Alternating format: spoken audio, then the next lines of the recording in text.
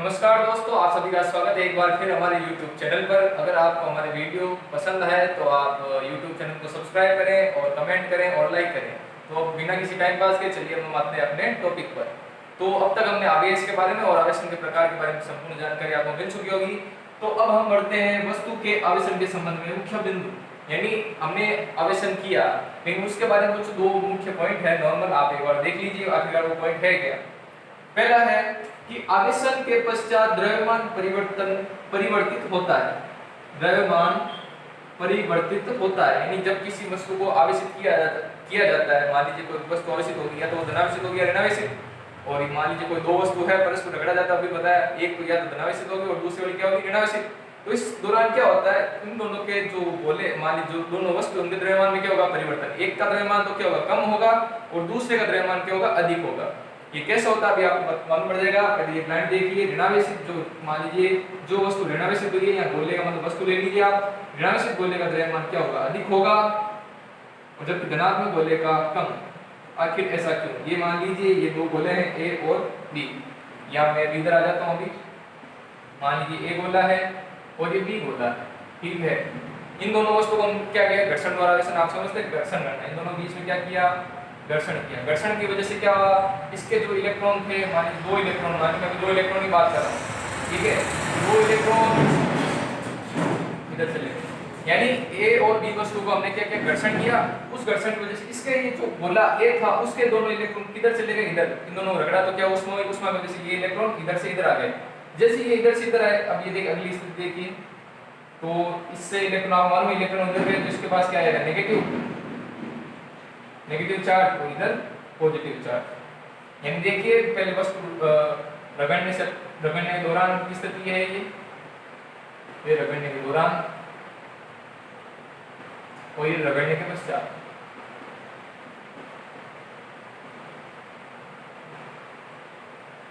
ठीक है, ये देखिए हम दोनों वस्तु रगड़ा, इलेक्ट्रॉन इधर से इधर आए तो ये पॉजिटिव, यानी आपको मालूम है इलेक्ट्रॉन किधर गया, इधर गया, तो ये नेगेटिव में जाएगा, और जिसको छोड़ के गया उसका आया पॉजिटिव।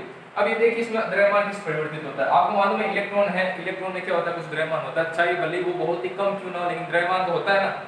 मैंने तो अभी आपने दो इलेक्ट्रॉन बताया, जरूर थोड़ी दो इलेक्ट्रॉन जाए, लाखों इलेक्ट्रॉन इधर से उधर जाते हैं, लेकिन हम अभी उदाहरण के तौर पर कितने मान है, दो इलेक्ट्रॉन, तो इनका मान लीजिए बहुत कम होता है, 9.31 10⁻31, बहुत ही कम होता है इनका द्रव्यमान। लेकिन जब लाखों में होंगे तो इसका द्रव्यमान पर थोड़ा प्रभाव पड़ेगा, लेकिन पड़ेगा सही, ये विज्ञान है, हम छोटी सी छोटी चीज को नजरअंदाज नहीं करते, तभी तो हम विज्ञान पढ़ते हैं।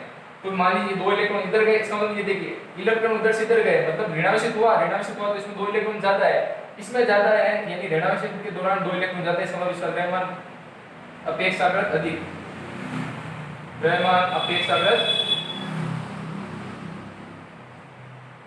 अधिक,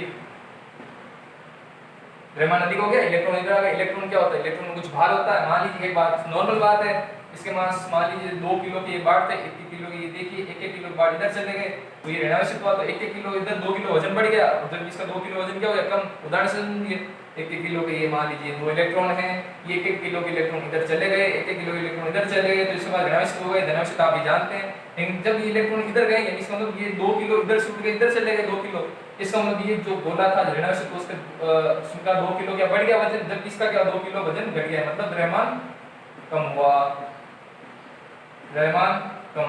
यानी अब आपको समझ में आ गया होगा कि ऋणावेशित गोला का द्रव्यमान अधिक होता है और धनावेशित गोले का कम। आपको रटना कुछ नहीं है, आपने सामान्य उदाहरण से समझ ली। मान लीजिए आप दो दोस्त पास में खड़े हो, एक दोस्त के पास 1 किलो का बाट था, मैं मान लीजिए अपने सामने वाले दोस्त को दे रहा हूं, उसने हाथ में पकड़ लिया, यानी अब देखिए इसका मतलब हम इसको अवश्य से समझेंगे, ठीक है। मेरे पास 1 किलो बाट है, मैं अपने सामने वाले दोस्त को दे रहा हूं, ये ले भाई 1 किलो बाट। मैंने जैसे मेरा अपना 1 किलो बाट दे, मेरे ऊपर आया धनावेश, मैंने उसको 1 किलो बाट उसको सामने वाले को दिया तो उसके पास आया ऋणावेश।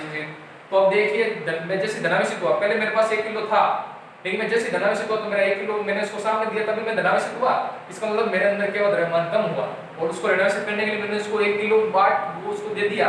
इस वजह से उस जो ऋणावेशित हुआ, यानी आपका जो सामने वाला दोस्त था ऋणावेशित हुआ, उसके द्रव्यमान में क्या हुआ, 1 किलो वृद्धि। इसी प्रकार आप इसको समझ सकते हैं, ऋणावेशित गोले का द्रव्यमान अधिक होता है और धनात्मक गोले का द्रव्यमान कम। बहुत ही आसान उदाहरणों के साथ आपको समझ में आ चुका होगा ये कंसेप्ट, ठीक है। एक बार स्क्रीनशॉट ले लो, ये उदाहरणों से आपको याद रखना है, ना कि ये लाइनें याद रखनी है, ध्यान रखना। ये उदाहरणों, एक ये जो चित्र है, चित्रों से याद रखिए, आपके लिए विज्ञान बहुत ही आसान बनने वाली है, ठीक है। अब हम बढ़ते हैं ने दूसरे पॉइंट, 2 पॉइंट है वैसे, ये 2 पॉइंट और थे वो बेकार है, मैं तो ये दूसरे देखिए ये तो चलो,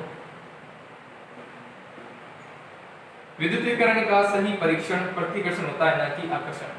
अब ये इसका कारण क्या है आपको मालूम है, मान लीजिए कोई आवश्यक वस्तु है, ठीक है, वो नेगेटिव को भी क्या करेगी, अट्रैक्ट करेगी, और एक उदासीन वस्तु उसको भी क्या करेगी, अट्रैक्ट, क्योंकि ये इसमें क्या करेगा, ध्रुवीकरण कर देगा, माइनस प्लस का ध्रुवीकरण करता है, आपको मालूम है, कल इसके अलावा उदाहरण बताया था, यानी पॉजिटिव वस्तु है जो नेगेटिव को भी आकर्षित करेगी, और जो उदासीन है जिसमें उसको ध्रुवीकृत करके भी आकर्षित कर लेगी, यानी हम आकर्षण से नहीं पता लगा सकते कि सामने वाली वस्तु आवेशित है या नहीं। ये देखिए ये वस्तु अनावेशित है, ठीक है, ये वस्तु अनावेशित है और ये आवेशित है।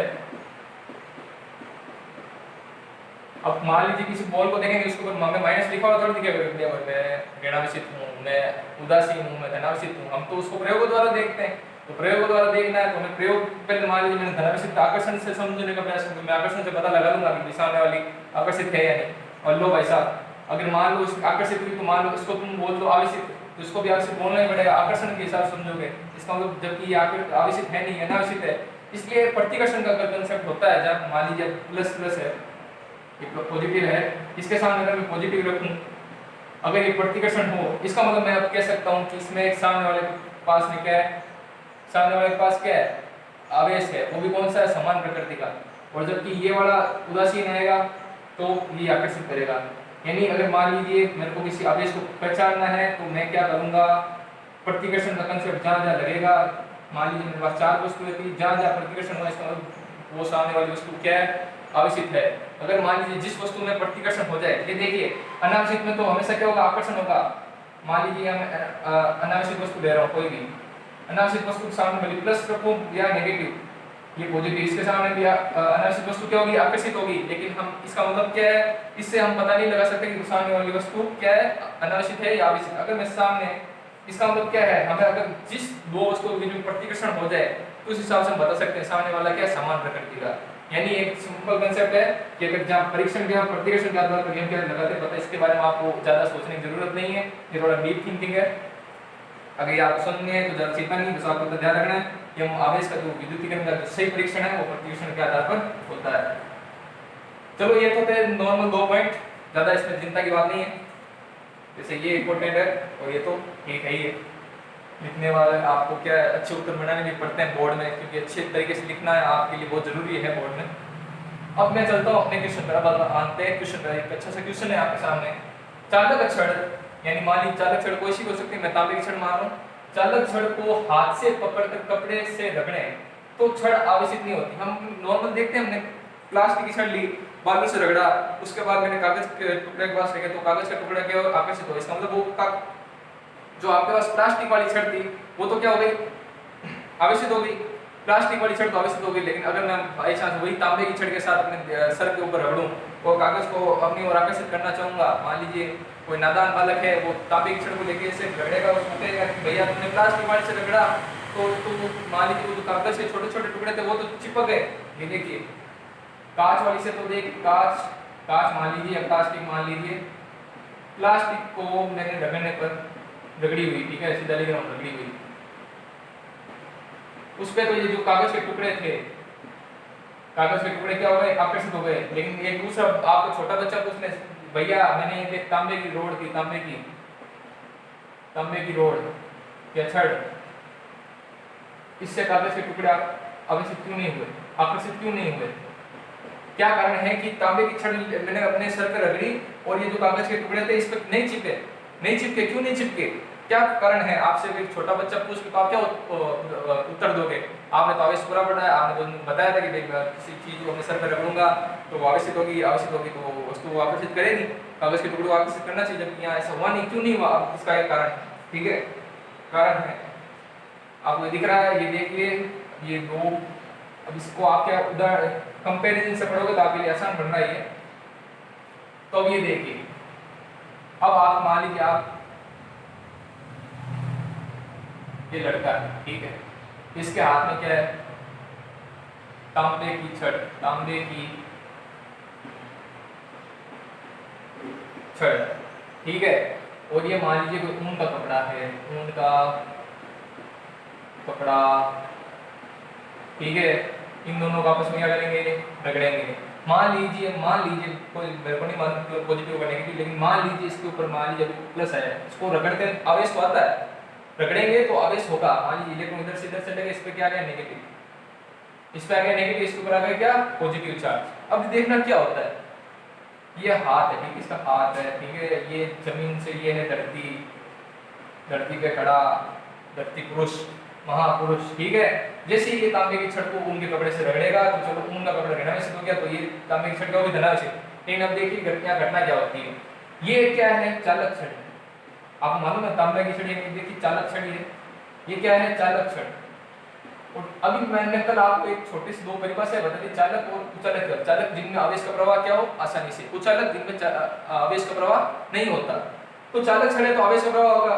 अब जैसे चालक में ही आवेश होते हैं ना, तो वहां नहीं रखेंगे, ये देखेंगे भैया हम तो यहाँ घूमने के लिए आजाद हैं। कुचालक में तो वो आजाद नहीं रहते, लेकिन चालक में तो वो क्या नहीं घूमने के लिए आजाद। ये नाटक करते हुए इधर देखिए 3 प्लस है, मान लीजिए 3 दोस्त है, बहुत ही मान लीजिए कि 3 बंदर है, इधर घूम रहे हैं, इधर घूम रहे हैं, इधर घूम रहे हैं, यहाँ तो घूमते हैं। चलो चालक तांबे की छड़ तो चलो चालक है, लेकिन हमारा शरीर क्या है वो भी चालक, हमारा शरीर भी क्या है स्वयं चालक है। तो इन जो 3 बंदर है इनको हमारे हाथ के थ्रू ये इधर इधर आ जाते हैं साले प्लस। ये देखिए प्लस पे लिखा है यहाँ थे, अभी यहाँ से घूमते घूमते हमारे हाथ में आ गए। अब ये हाथ से पेड़ से होते हुए पैर से होते हुए सीधा धरती में चले जाएंगे। कहाँ चले जाएंगे धरती में, इसको हम बोलते हैं भूसंपर्कित, भूसंपर्कित।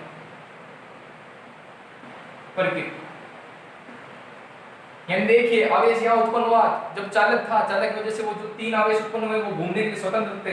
पहले वो तांबे की छड़ में घूम रहे थे, तांबे की छड़ में घूम रहे थे, उनको एक और रास्ता मिला जो था हमारा हाथ। हमारा शरीर क्या है आवेश का चालक है। आपको इसका उदाहरण नहीं मिल रहा तो आपको मालूम होगा, आपको बचपन में करंट के झटके मिले होंगे। क्यों मिले आपको करंट के झटके? इसलिए मिले क्योंकि आपका शरीर क्या है चालक है। इसलिए आपको बोलते हैं जब आप जो बिजली का काम करें तो पैरों में चप्पल पहन के रखें। पैरों में चप्पल पहनोगे तो क्या होगा, हमारे जो शरीर जो धरती और हमारे शरीर के बीच में जो संपर्क है धरती और हमारे बीच में वो क्या हो टूट जाए, जिससे क्या हो आवेश का चालन पूरा ना हो। जब ये देखिए नंगे पैर खड़ा है, इस वजह से क्या आवेश यहाँ घूमते घूमते हुए यहाँ पैरों में आएंगे और पैरों से क्या चले जाएंगे धरती में। धरती में क्या होता है आवेश कोई कितना भी बड़ा आवेश हो धरती उसको क्या कर लेती है ले लेती है। धरती माँ सबसे क्या दानवीर दयालु है, दयालु धरती माँ है जो आवेश को भी क्या अपने अंदर समाहित कर लेती है। तो ये देखिए पॉजिटिव यहाँ चार्ज होता हुआ पैरों से होता हुआ भू संपर्कित हो जाता है। जबकि आप नॉर्मल देखिए, अगर आप कांच की छड़ लोगे, आपके चलो पैर पे नंगे पैर हैं, आपने प्लास्टिक की छड़ ली, प्लास्टिक की छड़ है ये ठीक है। अगर यहाँ मान लीजिए पॉजिटिव चार्ज उत्पन्न हुए भी तो यहाँ पहले बात ये पॉजिटिव जहाँ चार्ज उत्पन्न हो वो कहीं जा ही नहीं सकते। कुचालक छड़ है, कुचालक छड़ में वो कहाँ जाएंगे भाई साहब, वो जहाँ उत्पन्न है वहीं रहेंगे। लेकिन ये चालक छड़ में क्या जहाँ उत्पन्न हुए नहीं रहेंगे, घूमेंगे सारे, क्योंकि उनको मिला हुआ रास्ता। जहाँ घूमेंगे तो हाथ में जाएंगे, हाथ से घूमते पैरों में चले जाएंगे, पैरों से धरती अर्थिंग हो जाएगी। अर्थिंग हो गई इसका मतलब ये क्या हो गया, जो आवेश यहाँ था वो नीचे धरती में चला गया, मतलब छड़ तो आवेश हुई नहीं। यानी ये जो प्लस था यहाँ आ गया, यहाँ छड़ में क्या बचा कुछ नहीं। मैंने इसको रगड़ दिया भले कितना है, लेकिन यहाँ छड़ क्या है कुछ नहीं है। छड़ तो ज़्यादा मोटी बना दी है लोग, लेकिन छड़ में कुछ नहीं है। तो अब ये कागज के टुकड़ों को आकर्षित नहीं करेगी। देख ये छड़ आकर्षित नहीं होती, छड़ आकर्षित हुई कि अभी तक ये अनावश्यक है। अनावश्यक क्यों है, अब आपको उत्तर एक बहुत ही चतुराई के साथ यानी बहुत ही इंटेलिजेंस के साथ लिखना है कि देखिए छड़ आवश्यक होती तो है भैया, लेकिन क्या करें शरीर से होते हुए अपने पैरों से होते हुए अर्थिंग हो जाती है, धरती में चली जाती है। इसलिए क्या है वो छड़ आवश्यक नहीं, छड़ क्या है बाद में लास्ट में जाकर क्या हो जाती है अनावश्यक, यानी आवश्यक होती ही नहीं है। अगर मान लीजिए चलो ये था इसका एकदम सटीक उत्तर, अब मैं इसका उत्तर लिख देता हूँ।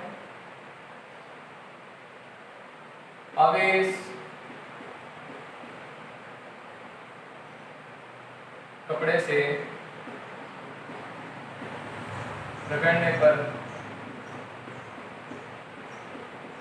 आवेश। अब ये देखिए भाषा आप कुछ भी बना सकते हो, मैं तो भाषा अपने हिसाब से लिख रहा हूँ। अगर आप कुछ और अच्छी लगे तो आप अच्छी लिख सकते हो। अगर आपको उदाहरण समझना है तो उदाहरण की भाषा लिख दीजिए, आपको कोई नहीं रोकेगा। ये विज्ञान है ठीक है, आप पर भाषा की कोई बंदी से नहीं लगा सकता, आपको उस पर कोई लिमिट नहीं है कि आपको ये ऐसे लिखना है वो लिखना है। आप अपने अच्छा से लिखिए, आपको जो समझ में आ रहा है सटीकता से लिखना है ठीक है। विज्ञान रटना नहीं है, समझना है।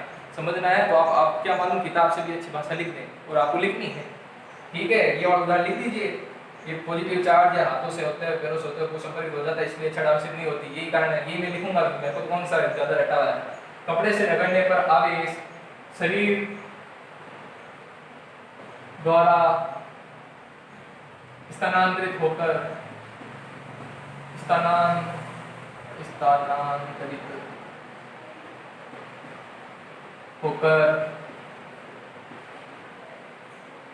भूमि में चला जाता है। ये दो लाइन उत्तर है, आप इसमें थोड़ा बड़ा भी लिख सकते हो, छोटा भी लिख सकते हैं, जैसा आपको अच्छा लगे। आपको समझ में आ गया होगा तो ठीक है। तो आप छोड़े क्यों आवश्यक नहीं, इसका उत्तर आपको सामने ये प्रत्यक्ष उदाहरण से आपको आई होप समझ में आ गया होगा। तो आज तो ये देखिए दो ही थे मुख्य बिंदु आवेशन के संबंध में। द्रव्यमान परिवर्तन होता है, आपको मालूम है कैसे होता है। मान लीजिए वही इलेक्ट्रॉन जिस वस्तु में जाएंगे उस पर ऋणावेश आता है, और ऋणावेश रहेगा तो इसका मतलब उसका द्रव्यमान बढ़ेगा, और जो त्यागता है जो धनावेशित बनता है उसका द्रव्यमान कम होगा। और जो विद्युत विकिरण का विकिरण क्या होता है, प्रतिकर्षण से होता है, ना कि आकर्षण से। और ये बात चालक छड़ को हाथ से पकड़ कर कपड़े से रगड़े तो छड़ आवश्यक नहीं होती, क्योंकि जो हमारा ऊपर आवेश जो उत्पन्न होता है वो आवेश क्या शरीर द्वारा स्थानांतरित होकर भूमि में चला जाता है। आवेश शरीर से स्थानांतरित होकर भूमि में चला जाता है, इसके परिणामी वो क्या रहता है, अनावश्यक रहता है, ना कि आवश्यक। ठीक है, तो ये था इतना ही। अब हम आगे अगला विद्युतदर्शी वाला टॉपिक करेंगे। आई होप आपको मजा आया होगा। चैनल को सब्सक्राइब करें, लाइक करें, कमेंट करें, अपने दोस्तों के साथ शेयर करें। ठीक है, धन्यवाद, आपको अच्छा लगा होगा। जय हिंद।